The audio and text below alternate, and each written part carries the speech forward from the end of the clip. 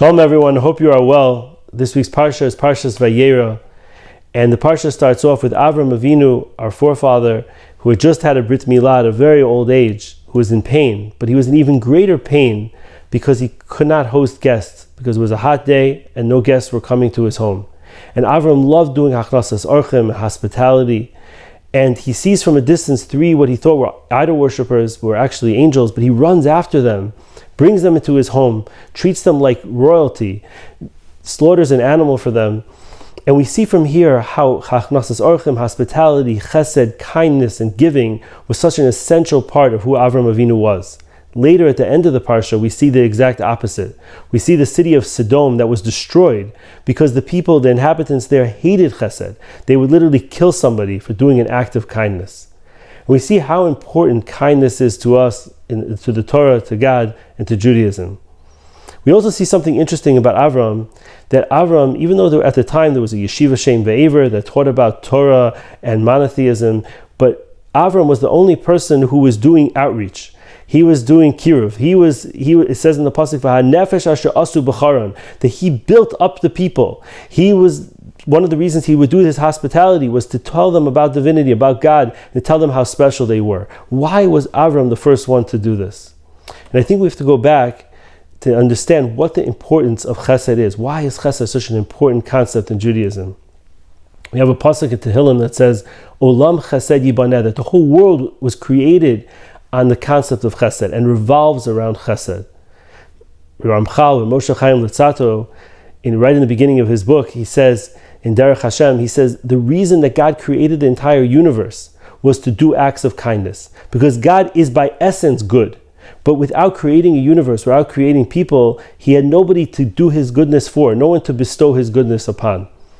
So we can understand that the human being who was created in God's image, we too, if we're able to, since we're supposed to be God-like, if we can do acts of kindness, that's really the ultimate act of being God-like. But I'd like to just show to you some other ideas and connection to Avram Avinu and connection to the idea of kindness. Winston Churchill very famously said, "You make a living by what you take, you make a life by what you give."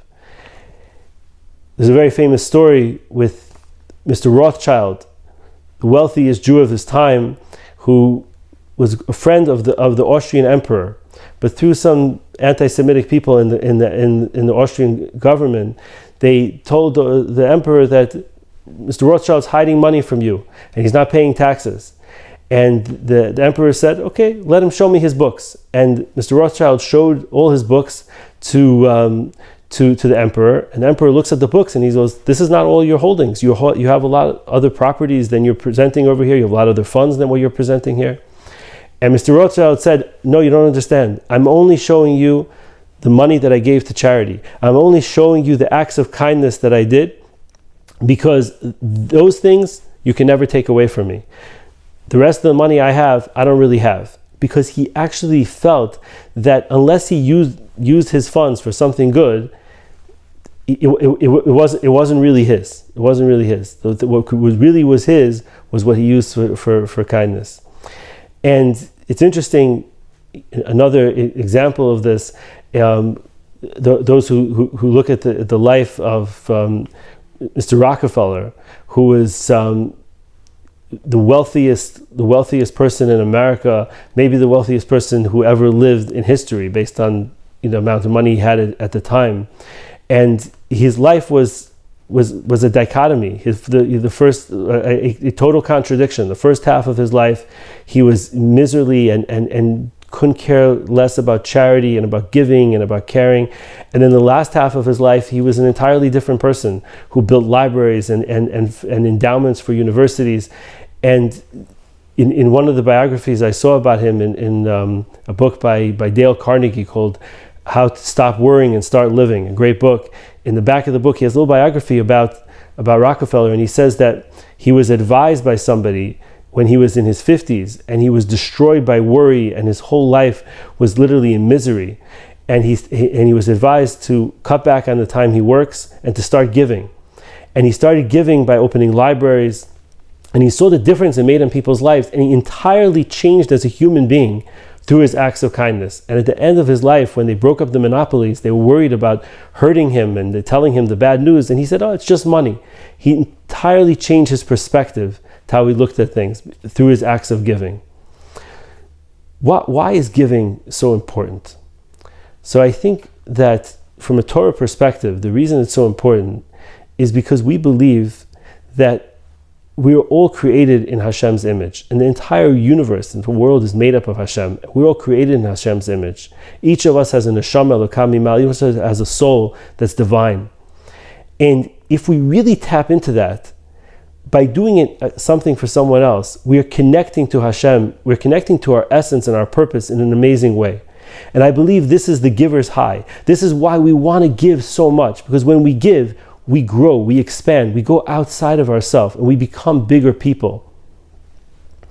Avram was able to tap into this feeling, this connection to another human being. And when he saw another person, it doesn't make a difference who they were, where they were from, what background they were from, he was able to connect to their divinity and feel that sense of oneness with them. And therefore, doing kindness, doing acts of hospitality and giving and caring for them was extremely natural. And not to do so was the opposite. Unfortunately, in Sodom, we have the exact opposite of that.